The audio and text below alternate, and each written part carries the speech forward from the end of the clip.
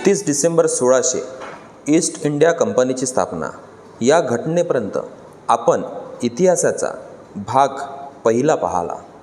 आज ऐकणार आहोत इतिहास भाग 2 स्पर्धा परीक्षा मित्र योगेश वानखेडे सोबत. नमस्कार.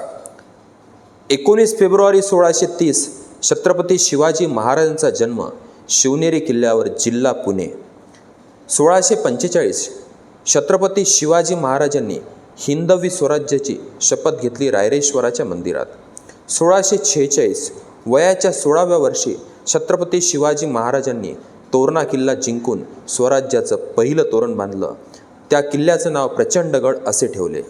1657 14 मे 1657 सईबाईंच्या पोटी शंभूराजेंचा जन्म झाला. 10 नोव्हेंबर 1659 प्रतापगडच्या पायथ्याशी छत्रपती शिवाजी महाराजांनी अफजल खानांचा वध केला.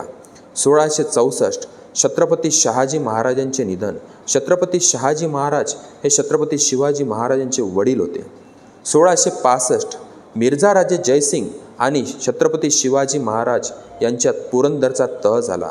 या तहानुसार छत्रपती शिवाजी महाराजांनी काही किल्ले औरंगजेबाला देऊ केले व औरंगजेबाच्या भेटीसाठी आग्र्याला गेले. 6 जून 1674 छत्रपती शिवाजी महाराजांचा राज्याभिषेक रायगड किल्ल्यावर झाला व या राज्याभिषेकानंतर शिवाजी महाराज हे छत्रपती झाले. 17 जून 1674 राजमाता जिजाऊंचे निधन. राजमाता जिजाऊ या छत्रपती शिवाजी महाराज यांच्या आई होत्या. राजमाता जिजाऊ यांचे माहेर हे बुलढाणा जिल्ह्यातील सिंदखेड राजा या ठिकाणी आहेत. 1680 छत्रपती शिवाजी महाराजांना स्वर्गप्राप्ती झाली, म्हणजेच त्यांचे निधन झाले. 11 मार्च 1689 औरंगजेबाने छत्रपती संभाजी महाराजांची तुळापूर येथे क्रूरपणे हत्या केली. 1707 औरंगजेबाचा मृत्यू झाला, कबर खुलताबाद या ठिकाणी. 1728 बाजीराव पेशवे पहिले यांनी पालखेडच्या लढाईत हैदराबादच्या निजामाचा पराभव केला. 1757 प्लासीची लढाई. प्लासी हे ठिकाण बंगालमध्ये आहेत. प्लासीची लढाई ही सिराजुद्दौला वर्सेस इंग्रज यांच्यामध्ये झाली. इंग्रजांचा विजय झाला. इंग्रजांचं नेतृत्व रॉबर्ट क्लाईव्ह यांनी केलं होतं. या लढाईच्या विजयामुळे, प्लासीच्या लढाईतील विजयामुळे ब्रिटिश ईस्ट इंडिया कंपनीने भारतात आपल्या राजकीय सत्तेचा पाया रोवला. 1760 वॉन्दी वॉशची लढाई. इंग्रज वर्सेस फ्रेंच. वॉन्दी वॉश हे ठिकाण पॉंडिचेरीमध्ये आहेत. या लढाईत इंग्रजांचा विजय झाला. 14 जानेवारी 1761 पानिपतचं तिसरं युद्ध. अहमद शाह अब्दाली वर्सेस मराठा. अहमद शाह अब्दालींचा विजय झाला. या युद्धात असं म्हणतात की मराठ्यांचं फार मोठ्या प्रमाणात नुकसान झालं. जवळपास 1.25 लाख बांगडी या युद्धात फुटल्या. 1.25 लाख बांगडी फुटल्या म्हणजे 1.25 लाख महिला ह्या विधवा झाल्या. पानिपतचे एकूण 3 युद्ध झालेले आहेत. पहिले युद्ध 1526ला झालं, इब्राहिम लोधी वर्सेस बाबर याच्यामध्ये. दुसरं युद्ध 1556ला झालं, अकबर वर्सेस हेमू यांच्यामध्ये झालं आहे. आणि तिसरं युद्ध हे 14 जानेवारी 1761ला अहमद शाह अब्दाली वर्सेस मराठा यांच्यामध्ये झालं आहे. त्यानंतर 23 ऑक्टोबर 1764 बक्सारची लढाई. बक्सारची लढाई ही एकीकडे 3 जण होते. 3 होते ते मीर कासिम, शाह आलम, शुजाउद्दौला. दुसरीकडे इंग्रज होते. या लढाईत इंग्रजांचा विजय झाला. त्याचं कारण श्रेष्ठतम शस्त्रांचा विजय हे या लढाईचं वैशिष्ट्य आहे. म्हणजे इंग्रजांनी अत्याधुनिक प्रमाणात शस्त्रांचा वापर या ठिकाणी केला, म्हणून इंग्रज हे विजयी होऊ शकले.